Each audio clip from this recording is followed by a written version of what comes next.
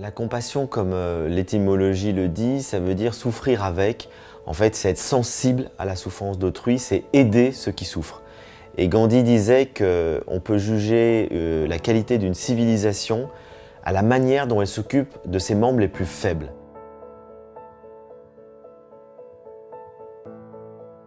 Concrètement, lorsque on est confronté à quelqu'un qui a une souffrance psychologique, qui a une souffrance matérielle, qui est dans des difficultés, c'est se sentir concerné et ne pas être simplement dans l'indifférence ou, pire encore, dans la domination. La compassion, c'est une valeur qu'on va retrouver partout, dans toutes les civilisations, puisque la définition même, on peut dire, d'une civilisation, c'est vraiment s'occuper des plus faibles.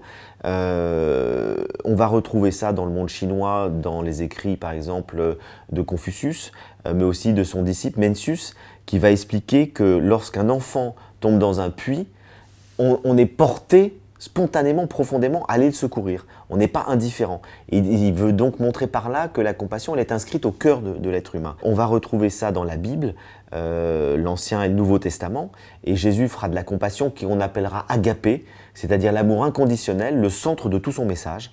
Mais c'est déjà présent aussi dans la Bible hébraïque. Et puis, on va retrouver dans le Coran cette idée de miséricorde divine. Et la miséricorde divine enjoint le fidèle à s'occuper des plus faibles. Et un des 5 piliers de l'islam, c'est l'aumône, c'est-à-dire partager. Partager avec ceux qui ont moins.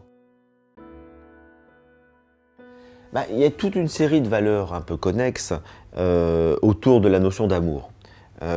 Et donc, on voit qu'il y a à la fois l'altruisme, le désir que les autres soient heureux, la compassion, qui est de venir en aide à ceux qui souffrent, le respect d'autrui, c'est-à-dire autour de la règle d'or, ne fais pas autrui ce que tu ne veux pas qu'on te fasse.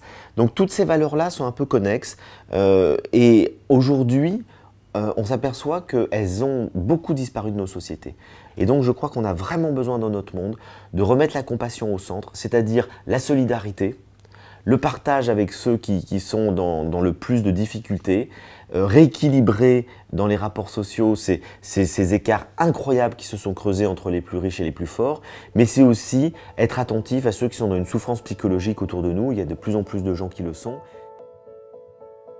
Dans tous les niveaux de notre vie, on peut être attentif à nos actes, tout simples, aussi bien amicaux que de consommateurs, que dans notre travail, pour qu'il y ait cette attention au respect d'autrui, et si on peut, venir en aide à ceux qui souffrent. Vraiment, il n'y a pas besoin d'aller en Inde travailler dans une léproserie, on peut tous faire ça au quotidien en étant vigilants, attentifs, ouverts.